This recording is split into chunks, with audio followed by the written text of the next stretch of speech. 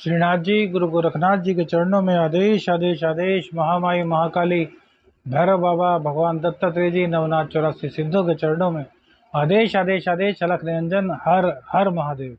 आज बात करेंगे तुला और वृश्चिक राशि की। वक्री गुरुदेव का प्रभाव तुला और वृश्चिक राशि पर कैसा रहने वाला है। देखिए, 31 दिसंबर तक यह गुरुदेव वक्री रहेंगे। 118 दिन का कार्यकाल किस प्रकार से आपके जीवन पर प्रभाव डालेगा, इसी पर चर्चा करेंगे। वक्री का मतलब यह नहीं होता कि ग्रह उल्टे चलते हैं। हमें सब ऐसा प्रतीत होता है कि वो उल्टे चलते हैं। वो एक घर पीछे का और जहाँ बैठे होते हैं और एक घर आगे का, तीनों का फल देते हैं, तो ऐसे में बड़े बलवान हो जाते हैं। देखिए, बृहस्पति देव हैं जो धन के, ज्ञान के, भाग्य के, संतान के, पति के, दाम्पत्य के बहुत अधिक कारक हैं और सर्वाधिक शुभ ग्रह की श्रेणी इनको दी गई है। देवताओं के गुरु इनको कहा जाता है। तो इनका गोचर आपकी राशि के लिए कैसा रहेगा, आइए इसी पर विचार करते हैं। सबसे पहले बात करते हैं तुला राशि की। तो देखिए, तुला राशि में जो गुरुदेव हैं फिलहाल वो सप्तम भाव में विराजमान है और यहीं पर वो वक्री हो गए हैं। तो वो आपको छठे का भी फल देंगे, आपको सातवें का भी फल देंगे और आपको आठवें का भी फल देंगे। इसके अलावा उनकी दृष्टि 11वें भाव पर पड़ेगी, आपके लगन पर पड़ेगी और आपके पराक्रम भाव पर पड़ेगी। यदि आपकी कुंडली में यानी कि आपके लग्न में यदि बात की जाए तो जो बृहस्पति देव होते हैं वो आपके पराक्रम के और आपके छठे घर के स्वामी, अर्थात तीसरे और छठे घर के स्वामी होते हैं आपके, क्योंकि सप्तम भाव में बैठ गए हैं। सप्तम भाव में तो बैठे हुए हैं, सॉरी वक्री हो गए हैं। तो भैया यह गोचर आपको कई कार्यों में सफलता दिलाएगा। पंचम में शनिदेव होने से आपको पनौती चल रही है शनिदेव की, तो यहाँ पर इस पनौती के असर को कई चीज़ों में यह कम करेगा और आपको कई चीज़ों में आपको सफल दिलाएगा। सबसे पहले तो आपकी वाणी को अट्रैक्ट करेंगे। आपकी वाणी में एक अट्रैक्शन आएगा और वाणी के बल पर आपके कई कार्य बन जाएंगे। वाणी आपकी बड़ी मोहित कर देने वाली होगी। यात्राएं आपको कराएंगे गुरुदेव और ये यात्राएं काफ़ी लाभप्रद होने वाली हैं। धार्मिक यात्रा आप करेंगे, आपका घूमने फिरने का जहाँ शौक पूरा होगा वहीं धार्मिक कार्यों में भी आप जुड़ेंगे, तो यह यात्रा धार्मिक यात्रा में तब्दील हो जाएगी और उसका आपको काफ़ी लाभ होगा। अचानक से धन प्राप्ति के संयोग गुरुदेव की कृपा से तुला राशि वालों के लिए बनेंगे। दाम्पत्य का सुख मिलेगा भैया, लेकिन मन का भटकाव आपके रहेगा। कहीं ना कहीं किसी तीसरे का आगमन आपके दाम्पत्य जीवन में हो सकता है और अनैतिक संबंध की संभावना भी है। अनैतिक संबंधों से इनकार नहीं किया जा सकता, तो आपको अपने ऊपर नियंत्रण रखना होगा। यदि भैया नहीं रख पाते तो फिर आगे इसका दंड तो सभी को मिलता है उसमें, और आप हो चाहे हम हो, कोई भी नहीं बचता। और देखिए, एक चीज और है कि मन का भटकाव कुछ ना कुछ ऐसा भी होगा कि या तो अनैतिक संबंध बना लिए जाए, अर्थात भोग की बहुत अधिक प्रवृत्ति, या फिर ऐसा भी हो सकता है कि संन्यास का मन आपको आ जाए। बृहस्पति देव हैं भैया, ज्ञान के कारक भी हैं, लेकिन राहु वहां पर है, तो संन्यास का भी कुछ ना कुछ आपके मन में सोच हो सकती है। लेकिन इतना जरूर है कि धन का लाभ आपको होगा, धन का आगमन आपके पास होगा। आपके व्यक्तित्व में एक अलग ही आभा दिखाई देगी। लोग बाग आपसे काफ़ी मोहित होंगे। आपका जो व्यक्तित्व है वो काफ़ी अट्रैक्टिव बनेगा। आपको देख करके कई लोगों को ऐसा लगेगा कि यह बहुत ज्ञानी पुरुष है। वास्तव में आपके अंदर ज्ञान की कमी भी नहीं है भाई। आप दैत्य गुरु शुक्र देव की राशि हैं, तो ज्ञान तो आपके पास पूरा है। और जो बृहस्पति देव हैं वो सबसे पहले शुक्र के नक्षत्र से गोचर करेंगे और फिर कृतिका जो कि सॉरी अश्वनी जो कि केतु का नक्षत्र है उससे गोचर करेंगे। तो यहाँ पर शुक्र देव के नक्षत्र से गोचर तो ज़्यादा अच्छा नहीं रहेगा, लेकिन केतु के नक्षत्र से जो बृहस्पति देव का वक्रत्व का गोचर होगा वो आपके लिए काफ़ी कल्याणकारी होगा। तंत्र मंत्र साधना में आपकी अभिरुचि बढ़ेगी।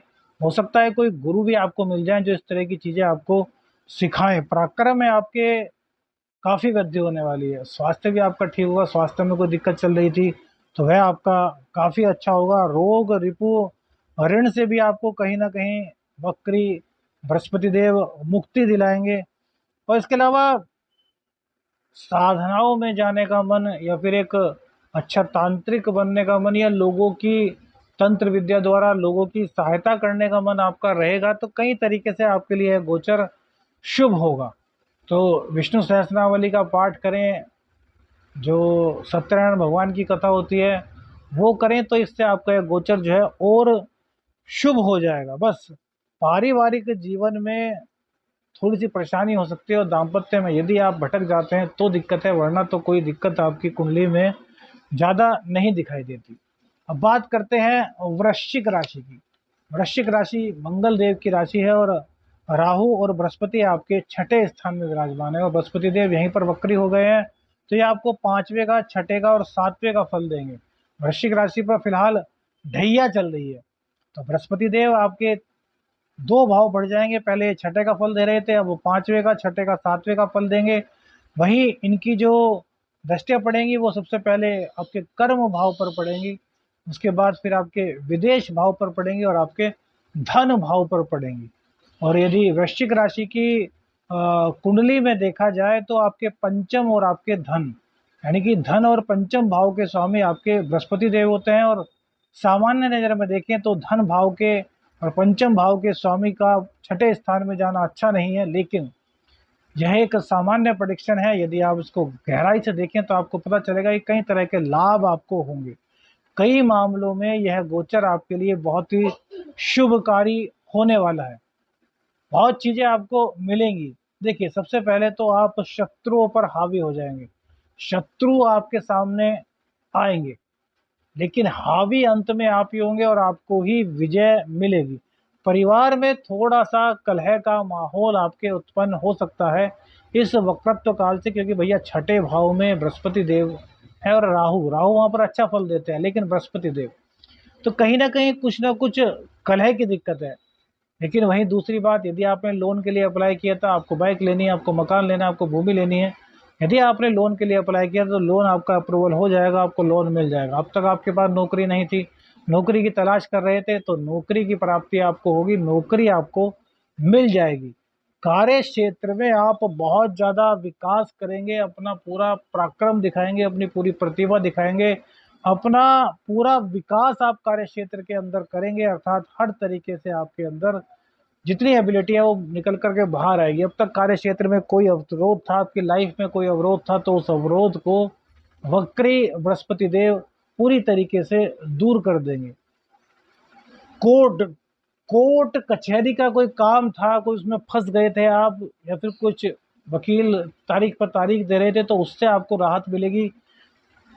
कई तरीके से या तो कोर्ट से आप छूट जाएंगे, या फिर आपको कुछ ऐसी सलाह मिल जाएगी जिससे कि आपका टाइम वहाँ पर जाने आने से बच जाएगा। मतलब कोर्ट कचहरी के चक्कर से आपको काफ़ी राहत मिलेगी। व्यर्थ का जो व्यय हो रहा था बृहस्पति देव के 12वें स्थान पर देखने के कारण, उससे आपको लाभ मिलेगा, क्योंकि 5वें का और 7वें का फल भी आपको देंगे। धन संचय होगा।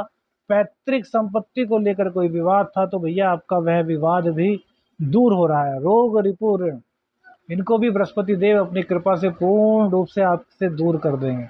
संतान को लेकर के थोड़ी सी भैया दिक्कत हो सकती है, हालांकि पक्ष में संतान रहेगी, संतान की प्राप्ति भी होगी, लेकिन थोड़ा सा मतभेद का कुछ ना कुछ बन सकता है। गलत संगति से आपको खुद भी बचना होगा, अपनी संतान को भी बचाना होगा। रोग से मुक्ति आपको मिल रही है। साधनाओं की तरफ, ज्ञान की तरफ, तंत्र मंत्र की तरफ आपका रुझान बढ़ेगा, और इसमें कहीं ना कहीं आपको सफलता मिलेगी। पेट का आपको पूरा ध्यान रखना होगा, पेट संबंधी दिक्कत आपको हो सकती है। मानसिक परेशानी से जूझ रहे थे तो मानसिक परेशानी भी इस गोचर काल में आपकी पूरी तरीके से दूर होगी। बृहस्पति देव की कृपा पाने के लिए सत्यनारायण भगवान की कथा कीजिए, श्री हरि विष्णु भगवान के मंदिर में जाइए, श्री हरि विष्णु भगवान की आरती कीजिए, माँ लक्ष्मी की आरती कीजिए, ब्राह्मण को पीले वस्त्रों का दान दीजिए, पीली मिठाई ब्राह्मण को दीजिए।